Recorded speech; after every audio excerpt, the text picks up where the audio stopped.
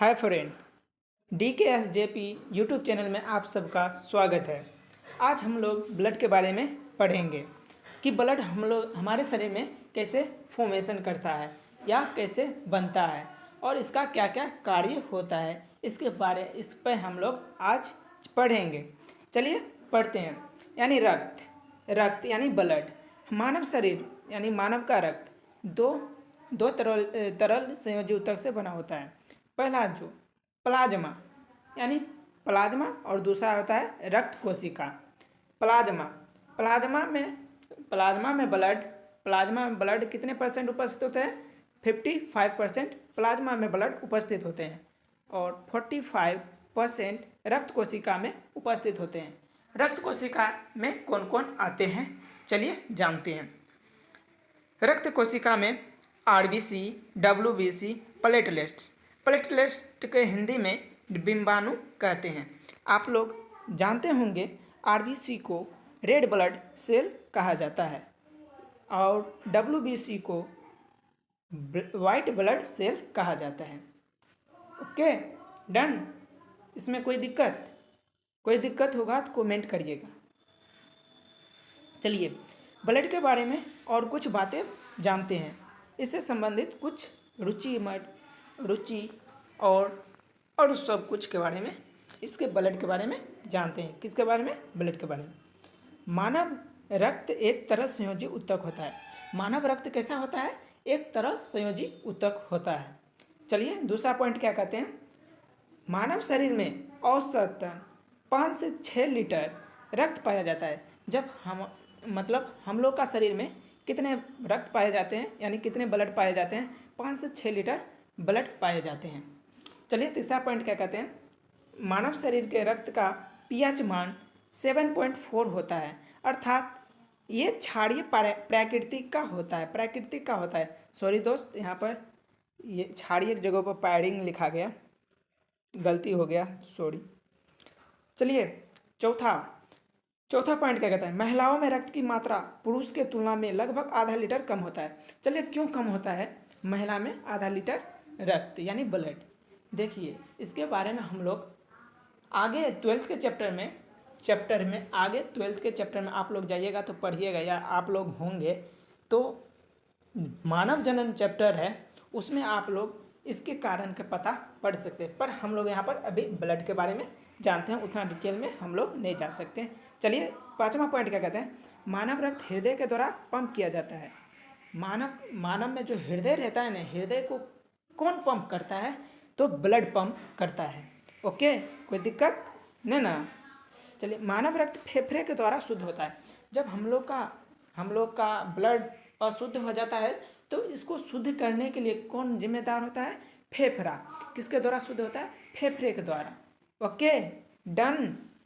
आगे चलिए आगे। और चलिए आप प्लाज्मा के बारे में हम लोग कुछ डिस्कस कर लेते हैं। आप पॉइंट के हिसाब से हम लोग सब कुछ आराम से पढ़ेंगे, ठीक।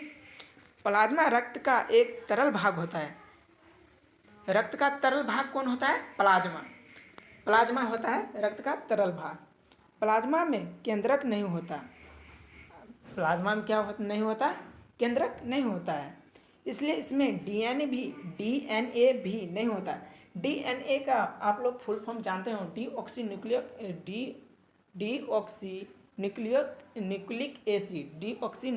एसिड। आप लोग डीएनए के फुल फॉर्म जानते होंगे।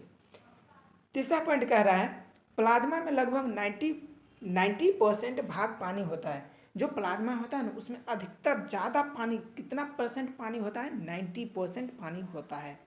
और 7% क्या होता है? प्रोटीन होता है। किस में होता है 7% प्रोटीन? प्लाज्मा में। और 0.9% लवण होता है और 0.1 ग्लूकोज तथा 2% भाग अन्य पदार्थ यानी और अब सब्सटेंस पाए जाते हैं। कितने पाए जाते हैं? अन्य सब्सटेंस 2%। और चौथा पॉइंट क्या कहता है। प्लाज्मा में सबसे ज़्यादा महत्वपूर्ण भाग प्रोटीन फाइब्रिनोजेन होता है। कौन सा प्रोटीन होता है प्लाज्मा में? सबसे महत्वपूर्ण फाइब्रिनोजेन होता है, जो रक्त को थक्का बनाने में मदद करता है। देखिए जब हम लोग को कट जाता है तो देखते होंगे कुछ मिनट या सेकंड के बाद हम लोग का ब्लड जो रुकना ना बंद हो जाता है। किसके कारण होता है? जो ब्लड में प्लाज्मा होता है ना, प्लाज्मा के अंदर क्या होता है? फाइब्रिनोजेन प्रोटीन होता है जो हमारे ब्लड को थक्का बना देता है। इसलिए कुछ मिनट या कुछ सेकंड कह सकते हैं, उसमें हम लोग का ब्लड जम जाता है, यानी थक्का के रूप में ले लेता है। और पांचवा पॉइंट कहता है इसके अतिरिक्त, मतलब ये फाइब्रिनोजेन के अतिरिक्त भी विटामिन के भी रक्त को थक्का बनाने में, और विटामिन के हमारे शरीर में रहते हैं जो विटामिन के रक्त को थक्का बनाने में मदद करते हैं। ठीक, इसमें प्लाज्मा में कोई दिक्कत? चलिए छठा पॉइंट जानते हैं। जब प्लाज्मा में फाइब्रिनोजेन नामक प्रोटीन निकाला, देखिए जब हमारे ब्लड रहते हैं उसमें फाइब्रिनोजेन प्रोटीन निकाल लिया जाता है, तो बचा हुआ भाग क्या कहलाता है? तो सीरम कहलाता है। ओके, सीरम, तो बचा हुआ भाग क्या कहलाता है? सीरम कहलाता है। ओके, अब चलिए प्लाज्मा के बारे में इतना सारे जान लिए, और जानते हैं प्लाज्मा के कार्य। क्या जानते हैं? प्लाज्मा के कार्य। पहला, पचे हुए भोजन को शरीर के सभी भागों में संबंध करना। देखिए हम लोग जब खाते हैं ना, जब हम लोग खाते हैं तो वो पचता है। अब पचने के बाद उसको संवहन कौन करता है? तो प्लाज्मा करता है। कौन करता है? प्लाज्मा करता है। चलिए, और हार्मोन का संवहन शरीर में करना, और इसका साथ ही साथ ये भी रोल होता है कि जब हम लोग हार्मोन, यानी जब 12 से 13 की उम्र में हो जाते हैं तो हार्मोन का फॉर्मेशन होने लगते हैं हम लोग के शरीर में, तो उसका संवहन कौन करेगा? तो प्लाज्मा करेगा। क्या करेगा? कौन करेगा? प्लाज्मा। Okay, done. प्लाज्मा का इतना ही कार्य, और इसके डिटेल और कार्य लगभग आगे आने वाले वीडियो में हम लोग जानेंगे। चलिए इसके बाद हम आरबीसी यानी रेड ब्लड सेल, इसको हिंदी में क्या कहते हैं? इग्रोसाइट कहते हैं। इग्रोसाइट कहते हैं। पहला पॉइंट ये क्या कह रहा है? स्तनधारियों में लाल रक्त कोशिका उभय या अवतल आकृति की होता है। आप लोग जानते होंगे, आप लोग 12वीं में होंगे या 9th में होंगे, या आप लोग जरूर होंगे कि 12th पास ही मतलब 10th पास ही होंगे, या 9th वाले होंगे, या 12th वाले होंगे, ये वीडियो देख रहे होंगे। तो स्तनधारी के बारे में आप लोग जानते होंगे, जो अपने से जन्म दे और दूध का अपने बच्चों को स्तन करावे, उसे स्तनधारी प्राणी कहते हैं। दूसरा पॉइंट क्या कहता है? आरबीसी रेड ब्लड सेल में केंद्रक नहीं होता है। आप लोग यानी केंद्रक की जो होता है ना, आरबीसी में केंद्रक नहीं होता है। तो केंद्रक नहीं होता है तो अपवाद में आप लोग कुछ भी हो सकता है अपवाद, तो इसलिए केंद्रक नहीं होता है तो आप लोग अपवाद में ऊंट और लामा के आरबीसी में केंद्रक होता है। देख लीजिए, दो ये अपवाद है, ये दो अपवाद ही आते हैं क्वेश्चन है, इसलिए ये दोनों अपवाद आप लोग याद कर लीजिए। ऊंट और लामा के आरबीसी में केंद्रक नहीं होते। और तीसरा पॉइंट क्या कहता है? आरबीसी का निर्माण अस्थि मज्जा में होता है। हम लोग के आरबीसी का निर्माण कहाँ होता है? तो अस्थि मज्जा में।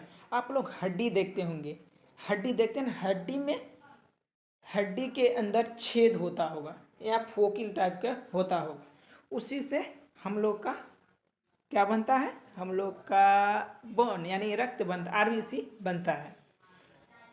हाँ, आप लोग एक पॉइंट याद रखिएगा, भ्रूण की अवस्था में आरबीसी का निर्माण यकृत और पीलिया में होता है।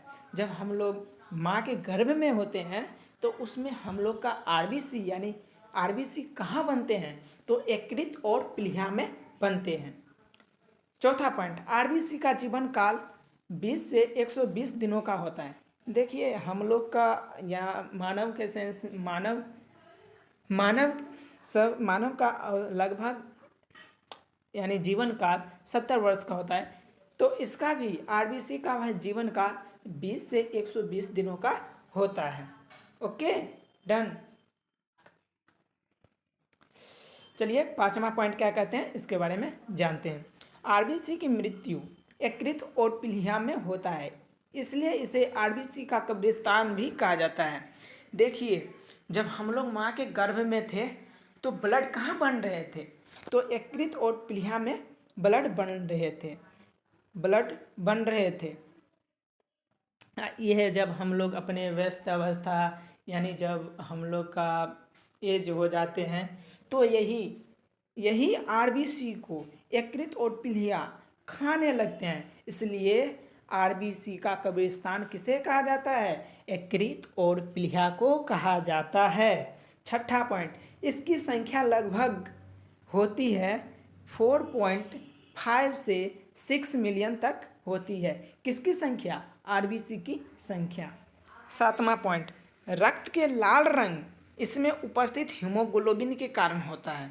देखते होंगे जब ब्लड रेड होता है तो किसके कारण होता है? तो हीमोग्लोबिन के कारण होता है, जिसमें हीम नामक रंजक होता है जिससे रक्त लाल होता है। ये रंजक क्या करते हैं? रक्त को लाल करते हैं। और ग्लोबिन लौह युक्त प्रोटीन होता है। आप लोग लौह जानते होंगे, यानी लौह, फिर आप लोग लोहा का सूत्र जानते होंगे, Fe आयन होते हैं। ये प्रोटीन होता है जो ऑक्सीजन और कार्बन डाइऑक्साइड से संयोग करने की क्षमता रखता है। ये रखता है। Thank you. आप लोग को जो भी दिक्कत हो कमेंट आप लोग कर सकते हैं, उसका रिप्लाई ज़रूर मिलेगा।